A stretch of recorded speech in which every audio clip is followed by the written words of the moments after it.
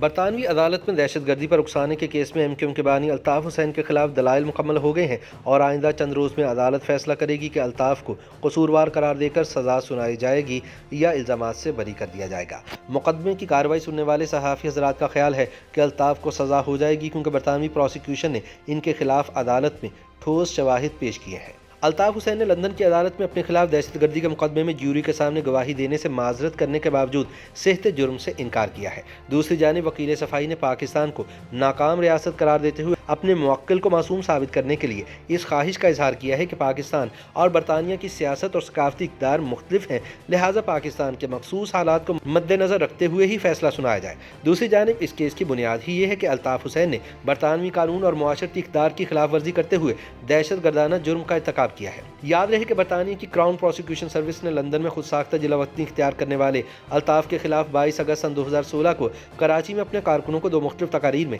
دہشت گردی پر اکسانے کا مقدمہ دائر کیا تھا۔ جیوری کے سامنے دلائل میں کہا گیا کہ الطاف حسین نے برطانیہ میں بیٹھ کر پاکستان میں اپنے کارکنوں کو ایسی کارروائیوں پر اکسایا جو برطانوی قانون کے تحت دہشت گردی کے زمرے میں آتی ہیں۔ پروسیکیوشن نے الطاف کے خلاف ٹیررزم ایکٹ 2006 کی سیکشن 1 کے تحت مقدمہ درج کر رکھا ہے۔ اس کیس کی حالیہ سماعت میں الطاف حسین نے صحت جرم سے انکار کرتے ہوئے اپنا دفاع پیش کیا ہے۔ الطاف حسین کے وکیل نے 10 فروری کے روز عدالت کو بتایا کہ ان کے موکل جیوری کے سامنے گواہی نہیں دینا چاہتے، لیکن ملزم کی جانب سے گواہی نہ دینے کے فیصلے کا ہرگز مطلب یہ نہیں کہ اس نے اپنے جرم کو تسلیم کر لیا ہے، لہٰذا جیوری کو اپنے سامنے پیش کی گئی شہادتوں پر فیصلہ کرنا چاہیے۔ اس پہ جسٹس میں نے 12 رکنی جیوری سے کہا کہ آپ اسے یہ نتیجہ بھی اخذ کر سکتے ہیں کہ الطاف کے پاس استغاثہ کے کیس کے خلاف کوئی جواب نہیں ہے۔ انہوں نے کہا کہ پروسیکیوشن اس بات کا فائدہ اٹھا سکتا ہے کہ الطاف کی جانب سے کوئی جواب دیا گیا، معافی مانگی گئی اور نہ ہی وضاحت دی گئی۔ الطاف کے جرم میں ملوث نہ ہونے یا سوالات کا جواب نہ دینے کی وجہ یہ ہو سکتی ہے کہ الطاف حسین کے پاس جواب ہے ہی نہیں۔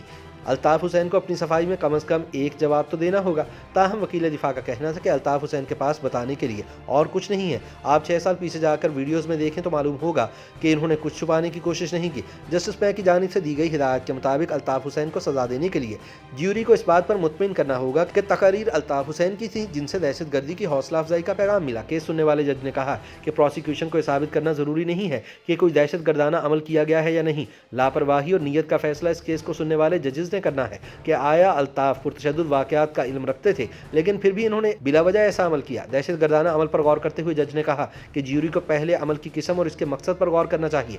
فیصلہ دینے والی جیوری کو قطع نظر یہ فیصلہ کرنا چاہیے کہ یہ عمل مذہبی، سیاسی، نظریاتی یا نسلی وجوہات کی بنا پر تو نہیں کیا گیا۔ جیوری کو دیے گئے اپنے حتمی بیان میں پروسیکیوشن کا کہنا تھا کہ لفظ دہشت گردی کو اگر عام آدمی کی نظر سے دیکھا جائے تو اخلاقیات کی بحث کو ہوا مل سکتی ہے، لیکن اس کیس کو پارلیمنٹ کے مقرر کردہ برطانوی قوانین کے پیمانے پر دیکھا جانا چاہیے۔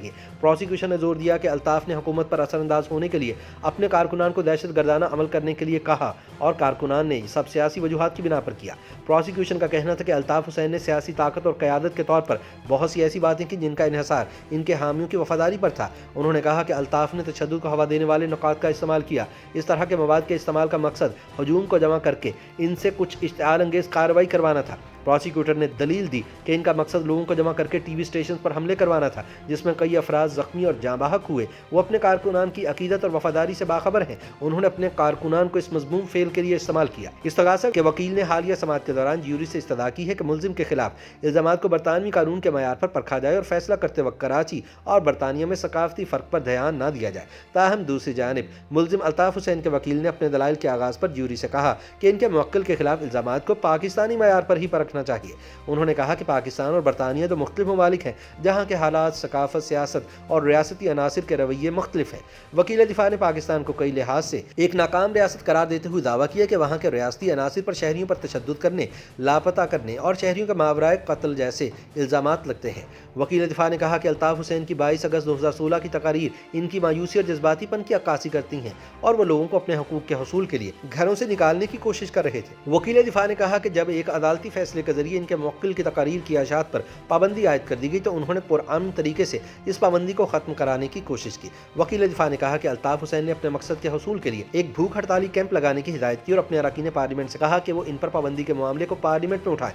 وکیل دفاع نے کہا کہ MQM سے تعلق رکھنے والے رکن پارلیمنٹ نے حکومت سے رابطہ کیا اور وزیر اطلاعات کو پریس کلب کے باہر भूख हड़ताली कैंप तक लाने की कोशिश की, लेकिन उस वक्त के वज़ीर इत्तलात सेनेटर परवेज़ रशीद के इनकार के बाद उनके मुवक्किल ने तकरीर की। वकील दिफा ने कहा कि इनके मुवक्किल ने अपनी पार्टी से कहा कि वो इन पर पाबंदी का मामला एमनेस्टी इंटरनेशनल और अक़वाम मुत्तहिदा के सामने उठाएं। वकील दिफा ने कमाल ढिठाई का मुजाहिरा करते हुए कहा कि अल्ताफ़ की जानिब से लाखों लोगों को इकट्ठा करने की बातें पुरजोश खिताबत के एक अंदाज से ज़्यादा कुछ नहीं। हालांकि ये नाकाबिले तरदीद हकीकत है कि अल्ताफ़ ने अपने कारकुनों को जलाओ घेराव का हुक्म दिया था। वकील सफाई ने कहा कि जिस तकरीर के कुछ हिस्सों की तशरीह की जा रही है कि इसके जरिए अल्ताफ़ हुसैन ने अपने वर्कर्स को दहशत गर्दी की कार्रवाइयों की हिदायत की, इसी तकरीर में अल्ताफ़ हुसैन ने यह भी कहा कि हमारी माएँ बहनें और बुजुर्ग घरों से क्यों नहीं निकल रहे हैं। रियासत पाकिस्तान से लड़ने के लिए भारत से मदद मांगने वाले अल्ताफ़ हुसैन के वकील ने कहा कि इनके मुवक्किल ने इसी तकरीर में यह भी कहा था कि थोड़े से साथियों के साथ मुतालबात नहीं मनवाए जा सकते और वो पार्टी छोड़ रहे हैं।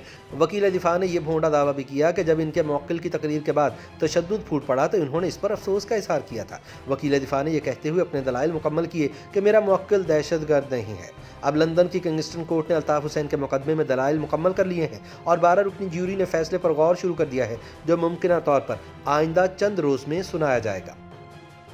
YouTube पर गूगली न्यूज देखने के लिए youtube.com की सर्च बार में गूगली न्यूज टीवी टाइप करें। गूगली न्यूज के पेज पर सुर्ख रंग के सब्सक्रिप्शन वाले बटन पर क्लिक करना ना भूलिए। YouTube पेज पर अपलोड होने वाली वीडियोस से बाखबर रहने के लिए बेल आइकन पर क्लिक कीजिए। आपको हर नई वीडियो के बारे में नोटिफिकेशन मौसूल हो जाएगा।